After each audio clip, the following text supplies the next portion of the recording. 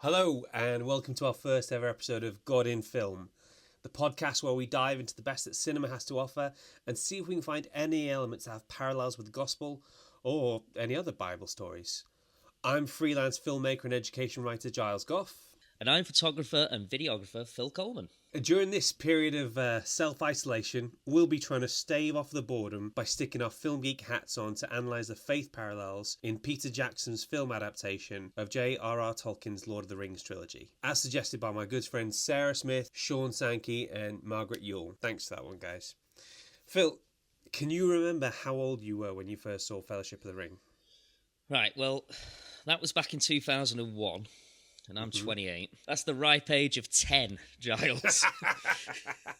Okay. So, yeah, I was pretty young. I remember going to see it with my dad, though.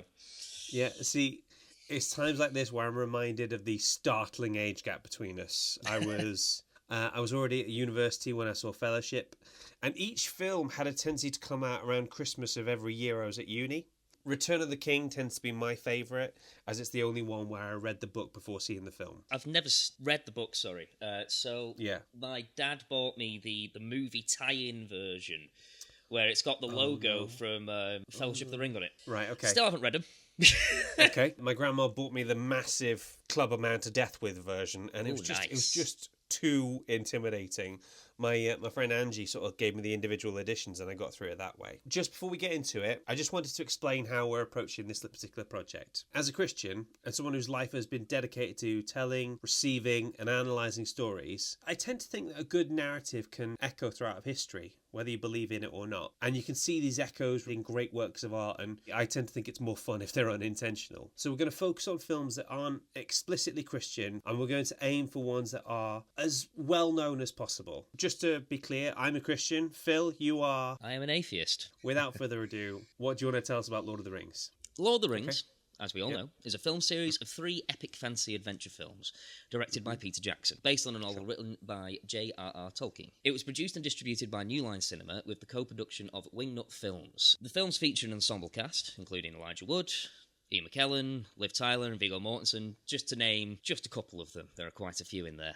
It's set in the fictional world of Middle-earth. The films follow the Hobbit Frodo Baggins as he and the Fellowship of the Ring embark on a quest to destroy the One Ring to ensure the destruction of its maker, the Dark Lord Sauron. The 3 films were shot simultaneously and entirely in Jackson's native New Zealand from the 11th of October 1999 until the 22nd of December 2000, with pickup shots done 2001 to 2004. It was one of the biggest and most ambitious film projects ever undertaken, with a budget of $281 million.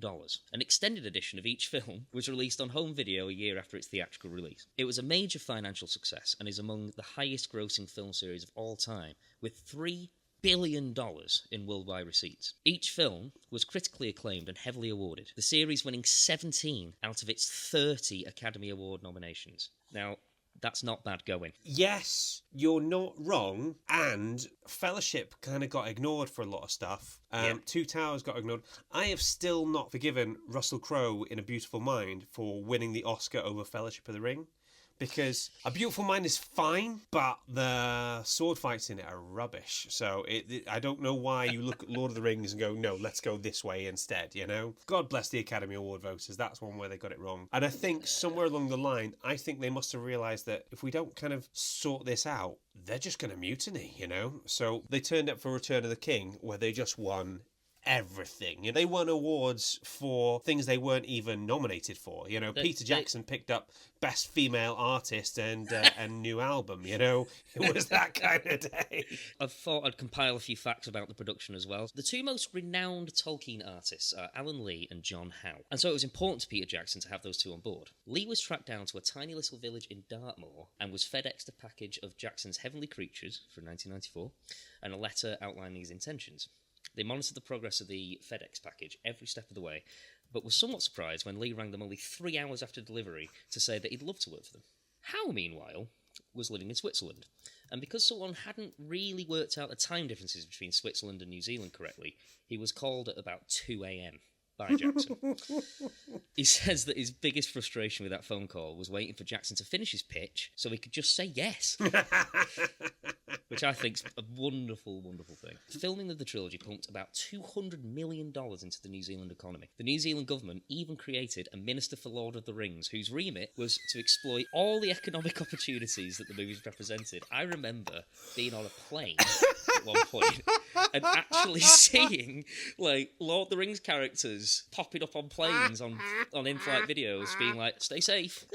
Can you imagine if that is your job title? Your job title is Minister of Lord of the Rings. Surely it would be Minister of the Rings. That would just be the most straightforward way. The Minister of the Rings. It's succinct. It says exactly what it says on the tin. You know, That's fantastic. you know what you're at. Well done, by the way. You managed to come up with a fact that I was not aware of, so you're doing really well so far. Yes, this is part of a series of a couple of facts that I like to call Sean Bean being well good. So Sean Bean swears that he was not actually in New Zealand on the day they shot the scene where the Fellowship departs for Rivendell, and that he must have been digitally added to the shot. Now, the reason I like this so much is because I can just imagine Sean Bean watching the film and just being like, I don't bloody remember being there. Nah, can't possibly. He must have put me in digitally. Yeah, that's right. Sups his pint. You know, that kind of thing. That's what I imagine. Right, anyway. The total crew amounted to over 3,000 people, of which approximately 300 were in the art department alone. So 10% of them were dedicated to just making it look like Middle-earth. You know, the Weta Workshop, who designed all this stuff, normally for background artists or extras, when you need to show chainmail, you just kind of put people in sort of like a grey, woolly top, you know, and they're like 15th from the left, 9th at the back. These guys made their own chainmail at an industrial level for everybody. It was mental, the amount of work they were basically like the world's biggest blacksmithing company for the duration of the shoot. It was incredible. Next up in Sean Bean being well good, we've got the dummy of Sean Bean's body, seen at the end, spoiler alert, was so convincing that a crew member, whilst taking lunch orders, asked the other cast members if his body double wanted anything. Now, this was made out of, like, polystyrene, but it was so convincing that he was like, does he have meat on his sandwiches or what? Like, in order to make actors playing hobbits and dwarves look noticeably smaller than humans, wizards, and elves, 3 techniques were used. The easiest way was to simply put some actors farther away from the camera than others using forced perspective. In other situations, a small actor was used as a scale double with the face of the real actor digitally superimposed over the double's face. Finally, and this ties in with another fact that I have, for several shots, actors were filmed separately against a green screen and were digitally composited together into the same shot with the desired height, which explains why Sean Bean swears blind he was not in New Zealand when they did the Council of Elrond thing, because that was exactly how they did that shot. So it's entirely possible that Sean Bean was not there. Actually there. Peter Jackson's director cameo. He cameos as the belching peasant outside the Prancing Pony Inn. The Prancing Pony, yes. I don't know why, my brain could only think about Peter Jackson's cameo in Hot Fuzz, where he stabs Simon Pegg through the hand whilst dressed as Santa. You know, I remember. That's the one that came to mind. Those facts were absolutely awesome. Do you want to hear about our guest? There is nothing I want to hear about more right now. I managed to interview an actual Uruk-hai. I managed to interview an actual elf, an actual soldier from the Army of the Dead. I managed to interview my friend Robbie Titchener, who lives over in Wellington in New Zealand, who was an extra in all of the Lord of the Rings films. How did you pull that one out of the bag? To be honest, I just messaged him on Facebook and said, are you bored about talking about Lord of the Rings yet? And he's like, no, I'm good. It's like, okay, awesome. Full disclosure, we had some problems hooking up the audio, so his sound might come across a bit tinny, but I think you should be able to hear it okay. We'll have a listen to that now. Kia ora, my name is Robbie. I live in New Zealand, in Wellington, New Zealand, which was the home of Lord of the Rings. The vast majority of filming was done here. In the movies themselves, I was an orc, an Uruk-hai, an Easterling, an elf, Rohan soldier, Gondorian soldier, and an Army of the Dead, so all sorts of characters. These days, I work as a tour guide, showing people around Wellington, but also doing tours of Lord of the Rings locations, telling stories from my perspective as an extra. Hello, Robbie. Welcome to the first ever show of our podcast. I feel like we might be sort of going a bit high because I don't think any other film we're going to look at is going to have people who are actually in the film. So, You're special in all many different kinds of ways on this one. Kia ora, Giles. Thank you very much. You know how to make a guy feel special. Okay, I've got a few questions. So, how did you get involved with Lord of the Rings? Originally, they just had an ad in the paper for people of certain heights, certain builds. They didn't say what it was for, but it was a fairly open secret. So me being a student at the time, turned up, waited in line for 3/4 of an hour, had my photo taken, don't call us, we'll call you. And eventually they rang me. Brilliant. What was the certain height and certain build, just out of curiosity? So basically, tall people was about 5'10", 5'11" and over. And short people, I think it's about 5'4" and under. So basically, people tall and elvish, people short and hobbity. So I'm not tall enough to be an elf. I'm not short enough to be a hobbit. That truly sucks. Okay. And there's lots of people like that. Yeah. Had you read the books beforehand? No, but I had a flatmate at the time who was exactly the same as you. Not tall enough to be an elf, not short enough to be a hobbit or a dwarf. And he'd read the book every year for 20 years, so a big fan. And he made me promise to read the book at least once, so I've read the book once. I've read the book once as well. My friend Christina basically told me, read the books. If you are struggling, just skip the poetry and just get straight to the plot. What was the mood like amongst the extras? I mean, did people feel optimistic about the project? As extras, there's a lot of sitting around or a lot of doing the same action over and over again, so it can be very tedious days. Mm-hmm. I worked on the movie over a period of 4 years. It was definitely an experience, something to be enjoyed, despite the long hours, despite the sitting around doing nothing. There was an expectation from everybody. The movie was going to be big, just no one realised just how big it was going to become. Certainly after the first movie came out and a lot of the new extras coming on board afterwards, there was a lot more buzz about it because people had seen the finished product. Yeah. Or the first movie or the second movie, as the case may be. And they saw the buzz, they caught buzz. Incredible experience. Awesome sauce. So, as an extra, you're not supposed to bug the stars for autographs. Mm-hmm. But if you've been there for 4 years, you sort of get to know their faces, if not their names. Or they get to know you, rather. And so I went up to Bernard Hill one day, King Theoden. After lunch, he was out of costume. I knew he was finished for the day. And I got him to sign a paper serviette, a napkin. Can you sign this for me? And he said, no. We can do much better than that. So he got me a limited edition conceptual art portfolio and then took me around all the other actors on set that day and got them to sign it for me as well. That is absolutely brilliant. A unique souvenir. So, did he become your favourite cast member then? I don't know about favourite. It's certainly way up there. Yeah. But like I say, being on set for 4 years, you get to hang around with them. And they're there in New Zealand for 4 years as well. Sean Astin, his daughter was going to school in Wellington. All the other actors bought or rented here long term. They were spending the time on set. They were coming in on their days off and just hanging out. It was a great opportunity. I don't think there's many other films like that. No. That same sort of atmosphere. That's awesome. So, do you have a particular anecdote you like to use for your tour groups? I have 3 stories that I tell people to demonstrate how hard it is to be an extra. Mm-hmm. The first story is there was a drinking party after the Battle of Helm's Deep. Pretty much we spent all day pretending to be drunk. And that is really, really hard work. It is really, really tiring.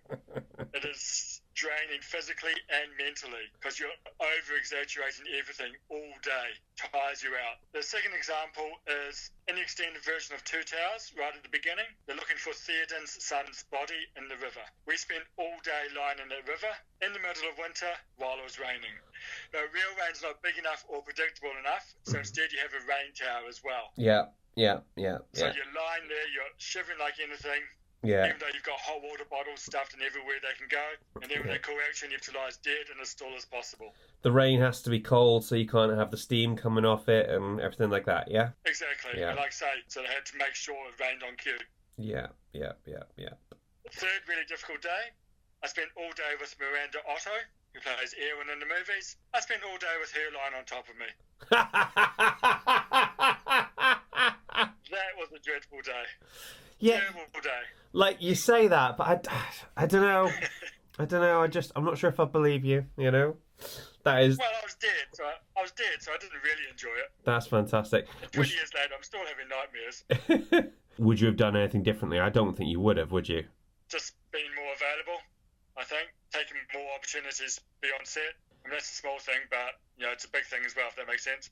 Yeah, you can tell me if I'm wrong, but it's that sort of thing of when you're doing something a lot, it's that, oh, this is a once in a lifetime opportunity, but there's also the I'm really tired and I want to go home. Is that right? You do get tired, but also at the time I was firstly a student, but also a youth worker. Both of them were good responsibilities and they were right for the time, but looking back, yes, I would like to have done more work on the film. And our final question, do you think there's any ways that you can apply faith to this particular story? Okay. Gandalf, obviously, with his death and resurrection. Yeah. And Samwise, just his love and sacrifice and wanting to take the burden on himself. So those are probably the two biggest and easiest comparisons. That's really interesting. Samwise wasn't the one I was focusing on, so I'm really glad you mentioned that. Listen, Robbie, thank you so much. That's been really informative, really interesting. If this podcast catches on, we will no doubt bring you back for another famous film that you were in.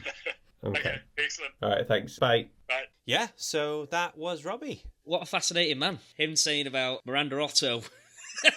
Having to have Miranda Otto on top of him for an extended period of time. That can't be that bad. There are worse gigs to have. Anyway, let's move on to the section that I'm calling the Finding the Faith in the Film, which we need a much cooler little jingle bit for that. Yeah. Anyway, I'm sure I can do something. So let's dig into this film and see what we can see. Okay. So for the purpose of this podcast, we're treating the trilogy as one big story rather than analysing each film individually. Now, part of the reason we're starting off with Tolkien's story is his feelings about allegory. I don't know if you know, but allegory, it's a literary device of having one thing standing in for another thing. And Tolkien absolutely hated it. Did he? Tolkien didn't like it at all. And I imagine it was a source of some disagreement with his old friend C.S. Lewis, who, if you've read the Chronicles of Narnia, is all about that allegory life. He cannot get enough about it. Just loves a good allegory, that life. He loves a good allegory. Now, what I find interesting is what Tolkien was interested in was applicability. There's this really good quote where he says, I cordially dislike allegory in all its manifestations, and always have done so since I grew old and wary enough to detect its presence.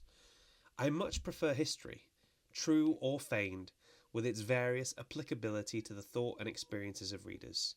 I think that many confuse applicability with allegory, but the one resides in the freedom of the reader, and the other in the purpose domination of the author. I think that is a brilliant quote, because he's essentially saying, if you want to read something into it, you go for it. I think that's fantastic. It's nice that he empowers the reader in that kind of way to make their own choice. If you want to make a connection, possibly a religious connection, then fine. That is your prerogative. But if there's another idea you've got, you do it. It's your life. It's your mind. It's a big thing of death of the author, which I don't know if you're familiar with, but we'll get to that some other time. Anyway, if you imagine Lord of the Rings is ostensibly a follow-up to The Hobbit, you're the publisher, you're waiting for the eager sequel to The Hobbit, and boom, that lands on your desk. You're like, oh, okay, all right, J.R.R, let's see how we go. So, Lord of the Rings is published in 1954. And it's centered around a ring which serves as a weapon of mass destructive power. What do you think many people were desperate to compare the ring to in 1954? I'm guessing the recent atomic bomb threat of Hiroshima, absolutely. Nagasaki. From what I can think of, that would be the nearest example in real life. And that's it. That's what it's often compared with. Knowing how Tolkien feels about applicability, I don't think he's going to have a problem with me comparing the ring to sin. Okay, and I just want to clarify the term sin, because these days it's got many different connotations, many of them associated with Weight Watchers. So basically it's this. You remember that one time when you had that choice to do the right thing or the wrong thing, and you did the wrong thing? Vividly. That's it. No matter what people want to discuss or rest of it, we still got an idea of doing right or wrong, and we all know that we've done wrong at some point. That's all it is. Now, I can imagine every basic youth pastor back in 2003 was probably drawing the comparison between the way sin transforms and destroys people to how the ring transforms Smeagol into Gollum and ultimately destroys him. Yeah. So he allows himself to succumb to temptation. Yeah. And which then is a you've pretty got biblical thing. Yeah, exactly, So then Frodo's taking on the job to destroy the ring has basic parallels with Jesus taking on the job of saving mankind from sin. Now, do you remember I think it's the Council of Elrond, there's that moment where they all start arguing and Frodo volunteers to take the ring back, and you can sort of just see on Gandalf's face, there's this moment where he kind of realises the enormity of the task, and you can see all the sadness and compassion all in one go. Now, I have absolutely no theological basis for what I'm about to say next, but okay, this is Giles' Christian headcanon. But I imagine you've got the Trinity, the Father, the Son, the Holy Spirit. They've seen what a mess mankind have got themselves into. And while they're still talking, Jesus goes, I'll do it, I'll sort it, it's me. And then I imagine God the Father's face looks a hell of a lot like Ian McKellen's face and his facial expression in that one moment, It's just now, like, oh no. Yeah. Oh, what have you done? And it's that moment when somebody says they're going to do something and there's no other option. Yeah. But you wish there was, It's the only option available, the only one that makes sense. It's not the most fun, but it's got to be done. Yeah. So when I first talked about what films did people think about when it came to God in film, Lord of the Rings came up a lot, and I was like, all right, I asked people, okay, show you working out, and they'd all talk about Gandalf and Gandalf being resurrected. Now, to me, Gandalf is like the low-hanging fruit of comparisons. Oh, see, he dies to save his friends, and he fights this evil sort of devilish monster with horns, and then he comes back, and he's wearing white, so Jesus in it, because people who do a god wear white, especially when they're in church. I see the comparisons visually. Yeah, and that's really all it is. It's the iconography that they've borrowed fairly heavily. Gandalf looks how many people would have thought God looks. Big white beard, white robes. And I saw this phenomenal quote on Reddit where it says, superficial comparisons can be made between Gandalf and Jesus, but in the end, Gandalf is not Jesus. Gandalf is Gandalf, and that is all. This is starkly contrasted by Narnia, in which Aslan truly is Jesus Christ. He's written with the direct intention of being a literary personification of Jesus and all of his facets. So there you have it. You see the difference between an allegory and an applicability. You can. One, it is this thing, and you can't really argue around that. It's sort of like with an allegory. It's like you've taken the script of, say, the story of Jesus, and all you've done is just changed all the names of the characters, the setting, the costumes, maybe something like that. But the basic thing is still there. Whereas applicability is just like, this is very similar. It's not the same. This but has I can comparisons draw to this out. this. Yeah.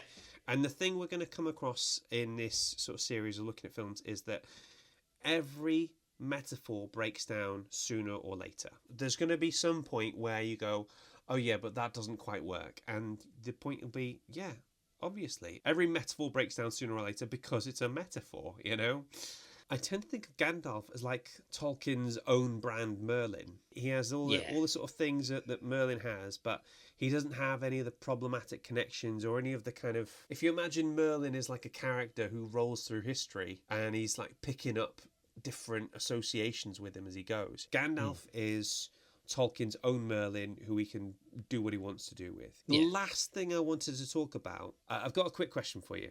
Yeah.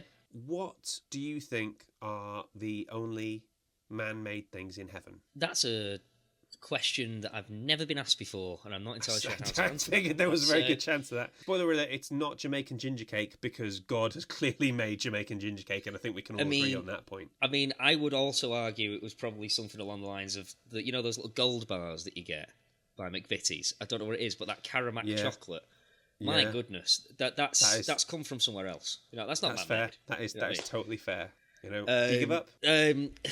No, I don't want to give up. Okay. I'm giving you a clue. I'm going to. You're giving me a clue. For the listeners, I'm holding my hands up with my palms and my wrists clearly to the camera. No, it's gone. No, It's gone. okay. So when Jesus comes back and he's resurrected, Yeah. there's the whole thing with Thomas, who's like, I'm not going to believe he's back until I see him and stick my hands in the holes. Yes, I remember that. So those are the only man-made things that'll be in heaven, is the holes in the hands and the hole in the side. And what I wanted to really draw a comparison to is this idea that doing the right thing has a cost to it. You can win, you can be totally triumphant, totally victorious, but there'll still be a cost attached to it. There'll still be something that you can't like a toll. get rid of. And it's, to an extent, you know, and it's something that even C.S. Lewis talks about in A Horse and His Boy, and it's most clear in Frodo here. So I don't know how well you remember Fellowship, but there's one point where all the hobbits and Aragorn are all at Weathertop, and the ring wraiths catch up with him. The Lord of the Nazgul, he stabs Frodo. And he's got that sort of infection. Yeah, it's kind of a long-lasting kind of infection that's there. It makes him kind of weak for the rest of his life. And if he hadn't been for the intervention of the elves and him recuperating it at Rivendell, he would have died then and there. But as it is, he survives throughout the narrative. This wound that he gets in trying to achieve this one thing is with him for the rest of his life, until he ends up going with, I think it's the elves. I think it might be Elrond. They go on their boat to the Undying Lands. Yeah. And I know we've said that Tolkien's not a big fan of allegory, but that's pretty clearly heaven, isn't it? Come on. Well, actually, I looked this up before we started. Yeah? Apparently, the Undying Lands is not a place where you go to be immortal or anything like that. You can actually return from them. But that's not explicitly said in the film. Right, okay. Because I was quite fascinated by that. Because I know Bilbo goes there after a while. I think is the idea that he's not going to return within their lifetime. I think is, you know, so when they're saying goodbye to his I'm thinking so. Yeah, you can go there for a very long time, but you're not going there to achieve immortality. Yeah, it sounds very much like heaven in the context of the film. In the context of the film, yeah. There you have it. Those are my 3 points, and thank you very much for listening. Phil, I've absolutely adored doing this with you. This has been so much fun. It's been wonderful. We should do this more often. That's the nefarious plan. And listeners, if you'd enjoyed hanging out with us, then please like and subscribe. And if you've got anything to say, if we got anything wrong or anything like that, please leave us a review and tell us. We will do our best to correct it. If there's other films you think we should check out, please let us know. And have a lovely evening. Have a great evening. We'll talk to you next time. God in Film is hosted and created by Giles Gough and Phil Coleman. Mixing by Phil, editing by Giles. Our logo was designed by Julie Walsh, and our theme tune was composed by Rick Lee. Fact-checking by Christina Stannard-Good. Dialogue editing by Natalie Austin. God in Film is a Dask production. Please rate and review the show, unless it's 1 star, in which case just tell Phil directly by shouting at him in the street.